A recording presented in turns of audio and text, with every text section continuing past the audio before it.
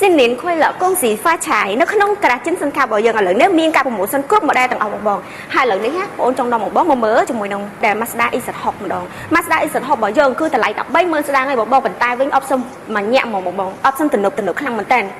à lỡ giờ mớ khẳng không tầng ọc này mà mới interior khẳng không với nhá bộคือយើងបំពាក់ជាមួយនឹងកញ្ចក់ digital ជាមួយនឹងបាស Mazda 23គ្រាប់មកជុំឡានហើយaiដែលសំខាន់គឺកៅអីបើយើងមានក្តារត្រជាក់ Mazda សេតជាមួយនឹង set zero gravity ដែលមានលក្ខណៈទំនើបដូចទៅនឹង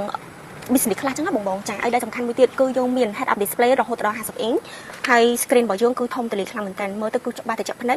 26.45 inch ក៏ច្បាស់របស់វាគឺ 5K បងហើយជាមួយនឹង wireless chat របស់យើងគឺមានធំលក្ខណៈធំទូលាយផ្សំជាមួយនឹងកន្លែងផ្សេងៗនេះផងដែរហើយដែលសំខាន់គឺយើងមានកន្លែងដាក់កាហ្វេឬក៏ដាក់ភេសជ្ជៈយ៉ាងធំទូលាយមើលកន្លែងនេះហ៎បងអាចលៃដាក់ឲ្យវ៉ាន់បានខាងមុខនេះបានណាបងចាទូលាយខ្លាំងមែនតើហើយទំនើបជាមួយនឹងការបិទបើកគឺប្លែកខុសប្លែកគេ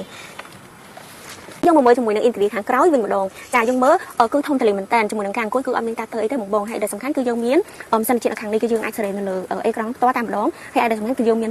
ដោយ Type C សម្រាប់ការបញ្ចូលថ្មនៅខាងក្រោយនឹងដែរបងចាហើយកាន់តែពិសេសឥឡូវយើងមកមើលកន្លែងម្ដងតែចាគឺយើងមានកន្លែងដាក់កាហ្វេដាក់ទឹកផងដែរនៅខាងក្រោយហ្នឹងហើយដែលសំខាន់គឺទូលាយខ្លាំងមែនតើជាមួយនឹងពណ៌រំលេចពណ៌ស្វាយហើយនឹងពណ៌ប្រផេះគឺ classic ខ្លាំងមែនតើបងចាហើយតម្លៃតែ30000ជាងឯងប៉ុន្តែបងបានឡានមួយដែលមាន option ទំនើបខ្លាំងមែនតើដូចទាំងឡាន200,000អញ្ចឹងណាបងចាឥឡូវនេះបើសិនជាបងមានពេលទៅនេះបងអាចអញ្ជើញមកមើលដល់ទីតាំងចំលើផ្លូវ